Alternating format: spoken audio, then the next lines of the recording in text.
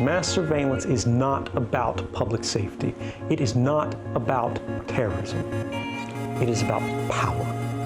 It is about economic espionage. It is about diplomatic manipulation, and it is about social influence. Just like so long as a whale's worth more dead than alive and a tree is worth more as lumber than as a tree, in this model on technology, social media today, we're worth more when we're addicted, distracted, outraged, polarized, and disinformed, because that means that we have been successfully influenced to use these products and to be successful for advertisers. And all of this shadow operation will remain hidden because you will not ask questions, because you're so busy being entertained.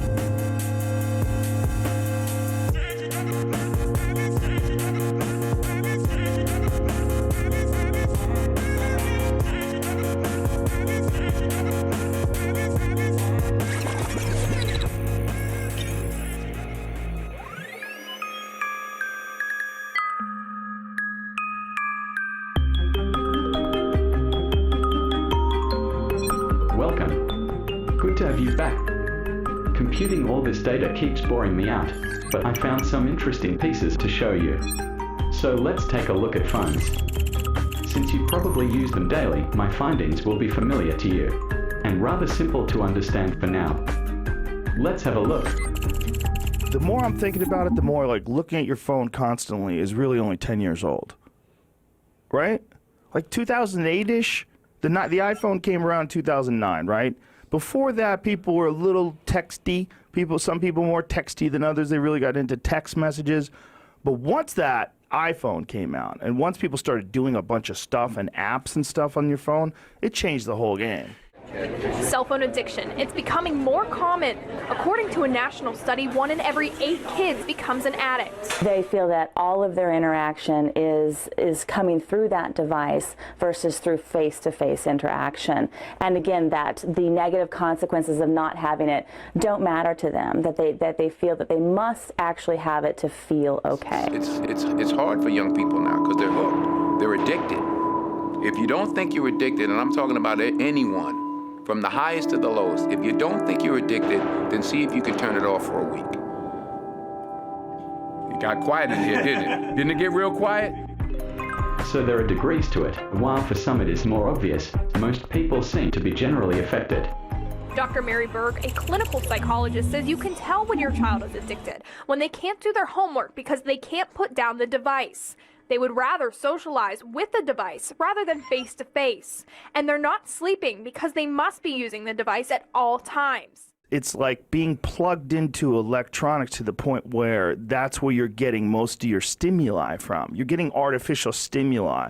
My concern, and this is a real concern, is that we're getting really into that, and that we're going to let it take the next step. There are 1.5 billion people in China.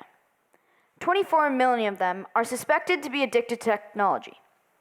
That is almost 3/4 of Canada's population. It is so crazy that parents are putting their children into institutions to detoxify them of technology. Now some people want to change their use of these devices. You know, the problem with addiction is addicts know that it's bad for them.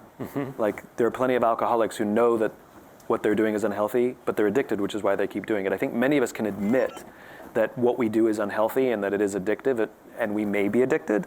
The question is, are we putting ourselves through a regime to try and kick the addiction? So I think, you know, we're past the first step. We've admitted we've had a problem. We've got 11 steps to go. Right. But it's moving in the right direction. And I think, you know, if I was forced to make a prediction over the next couple of years, I think we're going to start to see. I think it's going to come from a younger generation, not an older generation. But I think we're going to start to see a rebellion.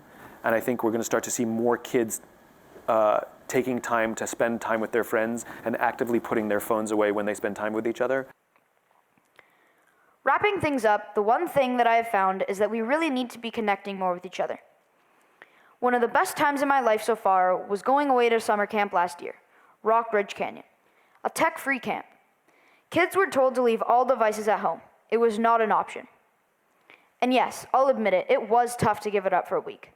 but I'm glad I did, as I had the chance to go on some amazing adventures and make some real human connections with people I still talk to today. I mean, on my cell phone, of course. So these bits were just a little reminder on what can be observed about phones and humans interacting with them. This is just a selection out of many aspects that can be examined.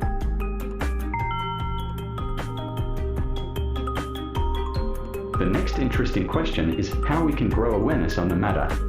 And eventually we want to be able to do something about it. But let's see.